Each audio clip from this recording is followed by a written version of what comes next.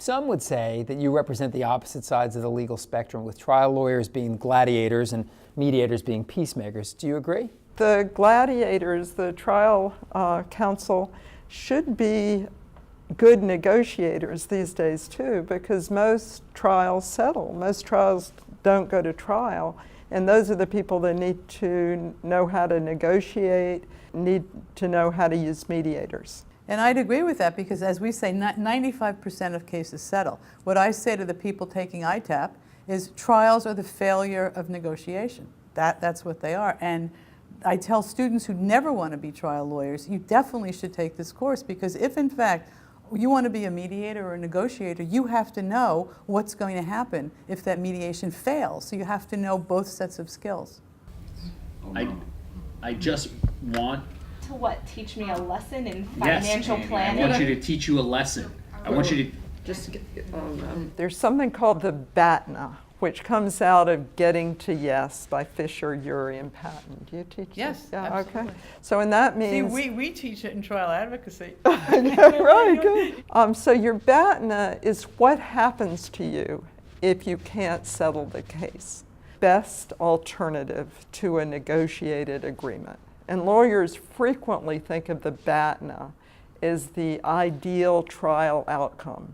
That's powerful. If you know you're going to walk out of the mediation room and face Ellen Yaroshefsky in a trial, yikes, you know, that's going to, A, she's great, B, it's going to cost a huge amount of money, and C, it's going to take years. And it's not going to be very pleasant years. So really understanding the so-called BATNA is important. Now what they miss, the worst alternative to a negotiator. So take your worst trial outcome. What does that look like? You spend all this money, you lose the case, you've been depressed for 2 years. You get the death penalty. You get the death penalty, yeah. No, really, that's where we are. Yeah. The death penalty, you spend your life in prison. What makes a good trial lawyer? What makes a good mediator? The advocate or the representative in mediation, to be good at that, has to be able to tell a good story, be articulate, coach his client, to be able to meaningfully tell a story, and above all, be a good listener. Listening not only for the so-called facts on the other side, but the feelings, the values, the principles that are being articulated, because those things are used in building a settlement. I would agree with Lela. When you are about to cross-examine someone on the stand, you're not listening just to what they say, you're listening to how they say it, to find those places where you can actually make some headway. So the skills for a mediator are very similar to the skills needed for a trial lawyer. In addition, you have to have trial skills.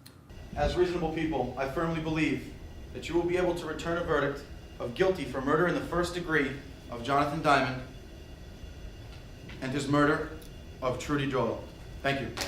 What's going to impress juries is not going to be the best lawyer speech you can give them. It's going to be the facts. It's going to be the facts that work for you or the facts that don't work for you. Your goal is to win.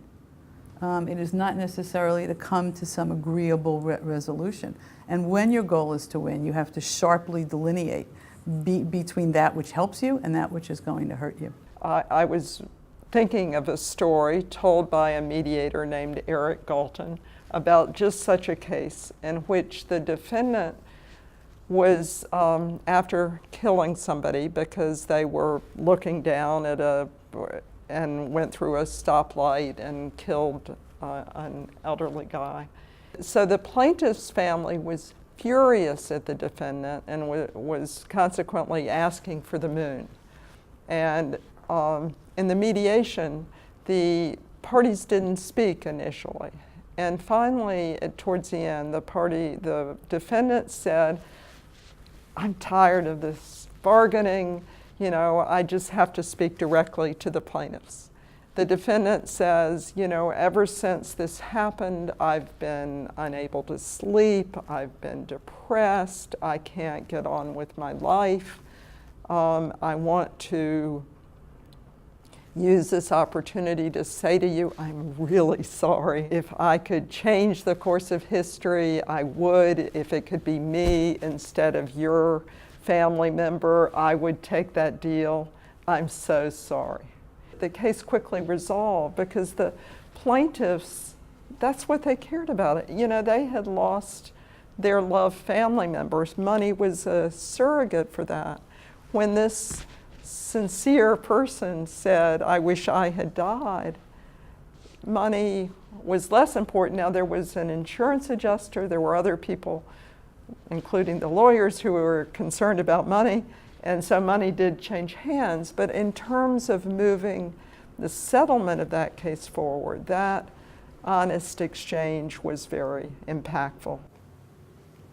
It's a terrific story. I wish it would happen more often.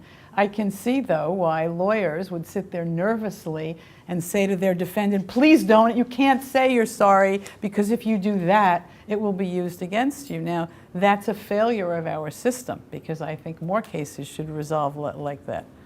And one would hope that the people we're training have the ability to see the underlying concerns here and try to help figure out how to make that happen, because we all agree money is not the answer. Money is a substitute for justice, and it's the best that we can do in many cases. We met one student who said she took both classes.